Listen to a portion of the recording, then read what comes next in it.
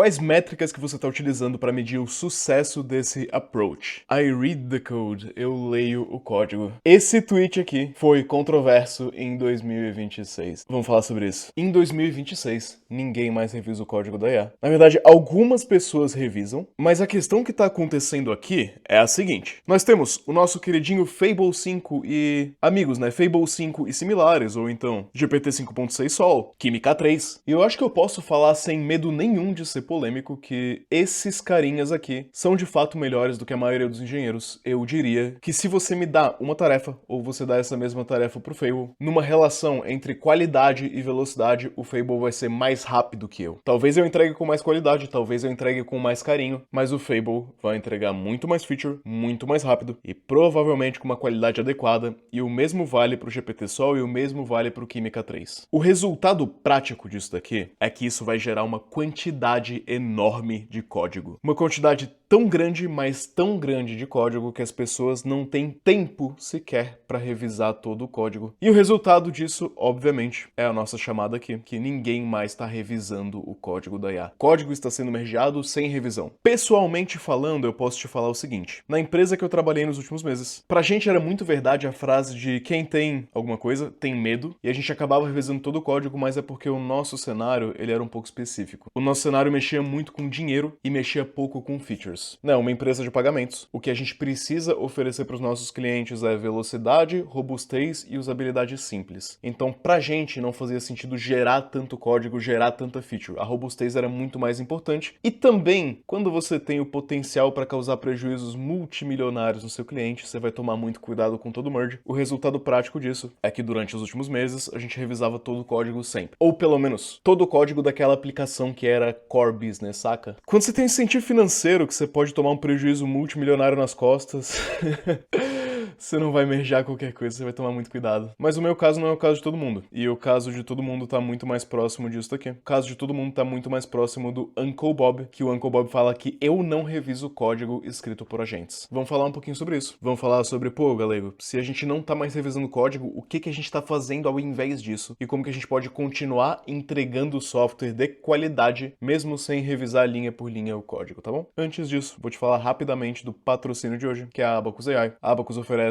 muita coisa que você precisa aqui para utilizar IAs absurdas. Então, na mesma subscription, você vai ter incluso aqui Fable 5, que a gente conversou. Cadê os GPTs? Famíliazinha do GPT aqui, 5.6 Sol, Terra, Luna. Famíliazinha do Nano Banana para gerar imagem, Química 3. Tudo isso na mesma subscription. E tudo isso também hoje em dia é possível utilizar via API. Você pode criar um router aqui customizado, você clica em Create Custom Router. Nesse Create Custom Router você pode criar aqui a sua própria API para utilizar e decidir quais modelos utilizar. Então eu criei uma API aqui para utilizar com Fable, se os problemas forem muito difíceis, mas se não for tão difícil, GPT 5.5. Se eu precisar que seja rápido, Gemini 3.5. Se eu quiser algo balanceado, Química 2.7. E isso aqui você consegue plugar dentro do seu Cloud Code, você consegue plugar dentro do Open Code e utilizar a harness que você quiser dentro desse seu roteamento custom aqui, customizado, e dentro de uma única API você consegue utilizar esses diversos vários agentes. O ferramental aqui tá muito legal. Além disso, você consegue utilizar, por exemplo, o Supercomputer aqui, e dentro do Supercomputer você consegue rodar um Hermes ou consegue rodar o OpenClaw. Você consegue usar o Agent Sessions aqui para rodar vários agentes em paralelo e colocar esses agentes para produzirem um projeto, depois você consegue hospedar esse projeto aqui. Cara, Abacus AI tem muita coisa, a gente poderia falar um vídeo inteiro sobre eles, mas eu vou deixar a recomendação aqui para você testar, o link vai estar aqui na descrição, e eu acho que vale muito a pena, eles entregam um custo-benefício muito bom para a quantidade de ferramenta que tem aqui dentro, e a centralização de várias subscriptions de IA, você pode testar e ver se vale a pena para você, tá? Bom, se ninguém revisa mais código, o que a gente faz então ao invés de revisar código, né? O Uncle Bob, ele começa citando aqui, consigo traduzir isso daqui de modo que faça sentido? Consigo. Ele vai avaliar coisas como cobertura de testes, né, ou seja, code coverage, a estrutura das dependências, a complexidade ciclomática, o tamanho dos módulos e testes de mutação. E a partir dessas métricas que ele está observando, ele deixa o próprio código para IA porque ele julga que a IA é mais rápida que os seres humanos e de fato, isso é verdade. Fazer código é muito mais rápido. Então, o Uncle Bob, o que ele está argumentando é o seguinte: se antes a gente via código como assim a construção de um jardinzinho, de repente hoje em dia a gente vê código como uma fazenda industrial, que a gente não está olhando individualmente cada planta para ver como elas estão, mas a gente está medindo ali qualidade do solo, qualidade do ar, o adubo que a gente está colocando, e as plantas vão crescer e depois a gente vai arar ali com o trator. Gente, não sei nada sobre fazenda, só falei nomes aqui.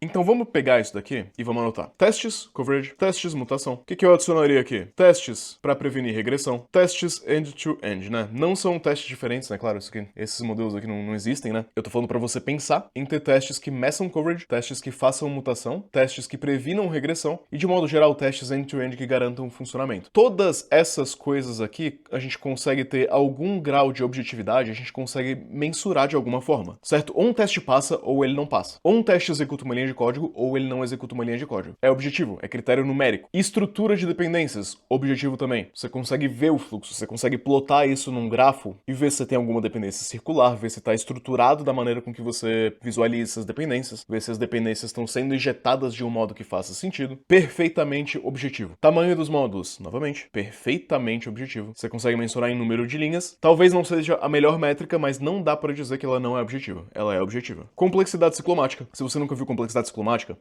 ciclomática é isso aqui, ó. Ele se parece com isso aqui. E quanto mais, sei lá, quanto mais coisas aqui, quanto mais poluído, quanto mais fluxos, pior. Em resumo, é isso aqui. Complexidade ciclomática também é perfeitamente mensurável, quantificável. A gente vai ter isso aqui que dá para atribuir um número e dá para você falar, nunca você vai fazer uma função que tenha complexidade ciclomática acima de x. 100% objetivo também. E a partir disso, a gente pode inferir a qualidade do código. Aí você vai falar, Galego, mas todas essas coisas aqui, eu sei que você consegue mensurar tudo isso aqui, mas isso aqui não quer dizer que o código tá bom. Você vai ter uma probabilidade do código tá bom, mas pode ser que o código esteja uma porcaria, mesmo que tudo isso aqui esteja bom. Meu querido, eu concordo com você. Por isso, esse tweet do Uncle Bob, ele é bom, mas ele não é o suficiente por si só. O que mais que você pode pegar? E você pode pensar, cara, esse código tá bom, ou ele não tá bom. A melhor maneira de fazer isso, né, é você ler o código. I read the code, né? I read the code, eu leio o código tá bom ou não tá bom. Supondo que você seja um ser humano com uma capacidade boa de comunicação, interpretação de texto e que saiba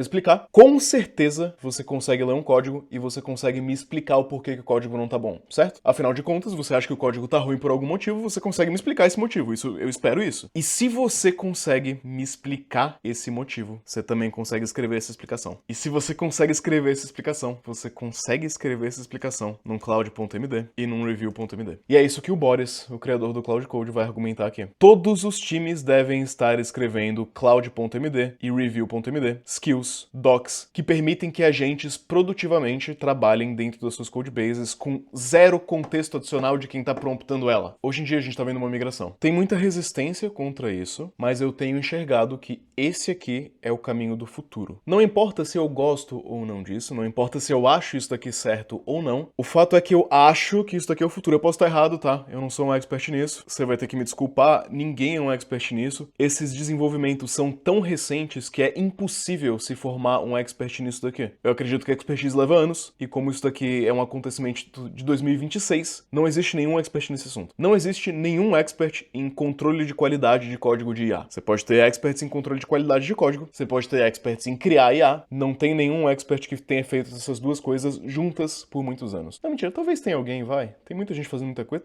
talvez exista, vai. Temos que ser honesto aqui. Uma das coisas que o Boris vai argumentar aqui é que no passado os melhores engenheiros passavam muito tempo automatizando as formas com que eles trabalham. E atualmente essa forma de automatização, claro, automatizar nada mais é que criar processos que são possíveis de serem repetidos. Esses processos possíveis de serem repetidos vão viver em regras de Lynch, em regras de CI, em rotinas, nesse tipo de coisa. O que o Boris aqui tá argumentando é que agora também ficou muito mais barato a gente fazer vários tipos de automatização. Esses vários tipos de automatização, de definir regras, de definir padrões, vão se tornar mais presentes no nosso trabalho. A documentação vai se tornar mais presente no nosso trabalho. A análise das dependências da complexidade ciclomática, dos limites entre cada serviço, se tornam parte mais relevante do trabalho. Isso vai de encontro também ao que o Lucas Montano falou aqui. Olha só. Para IA resolver todas as conversas depois de endereçar os comentários, né? Para que lá no GitHub tu consiga acompanhar quais comentários ela já implementou. Enfim, um desses processos, então, eu criei o Quality Gate, então a IA fica aqui automaticamente corrigindo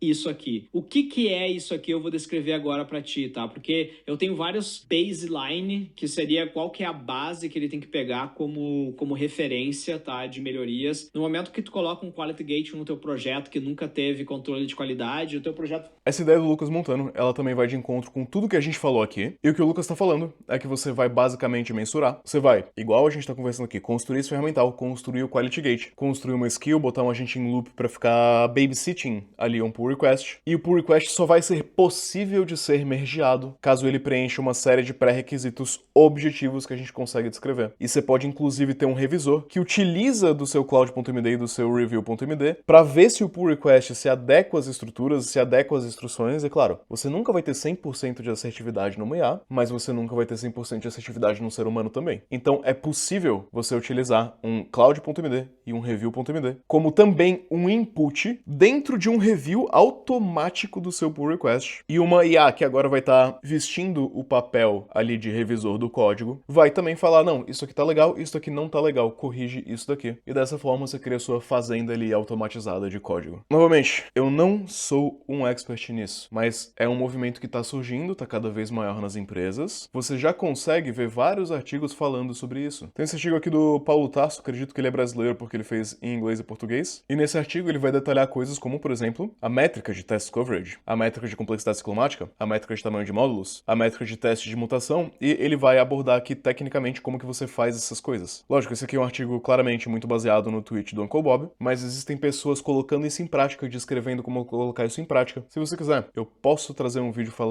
fazendo algumas dessas coisas na prática também, ensinando como que você coloca isso daqui num Quality Gate ali no seu GitHub, explicando o que você precisa fazer. Não é super complexo. E novamente, pega a sua mentalidade e coloca na sua cabeça o seguinte: eu estou cultivando um ambiente que vai produzir código bom. É diferente eu produzir código bom de eu cultivar um ambiente em que código bom é a única possibilidade. Isso aqui, eu vou ter que citar novamente, né? Isso daqui, a gente fala sobre essas coisas.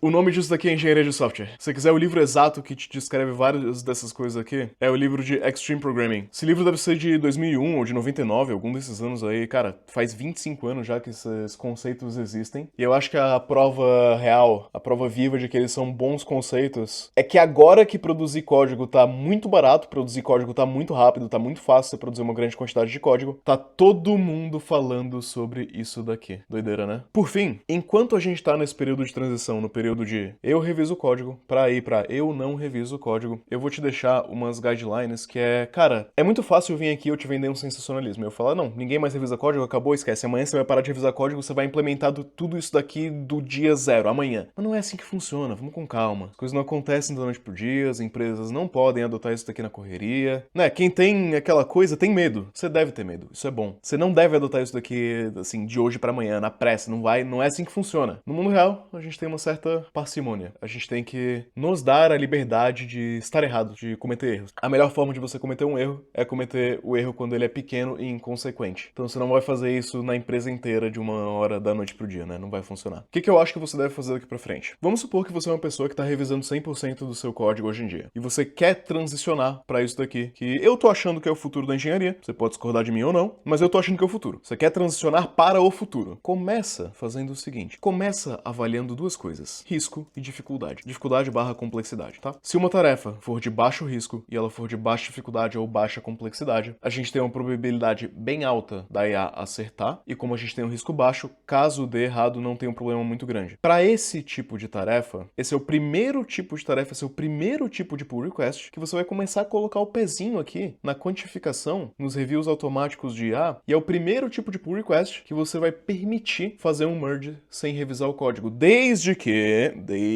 pelo amor de Deus, desde que você tenha um teste garantindo que os fluxos ali que esse código interage estão funcionando. Se você não tiver esse teste, esquece. Isso aqui você pode usar um merge automático. Se a gente tiver um risco médio e uma complexidade média, vamos colocar aqui uma ideia de sampling, uma ideia de amostragem. Você vai pegar amostragens do código, você vai olhar principalmente testes e doc, porque o teste e doc eles dizem a intenção e a IA vai seguir quase que a risca ali a intenção, pode ter alguns errinhos aqui e ali, e você vai olhar trechos do código e você vai utilizar isso aqui para informar, né, as suas melhorias aqui no cloud.md e no review.md. Por que eu falei cloud, né?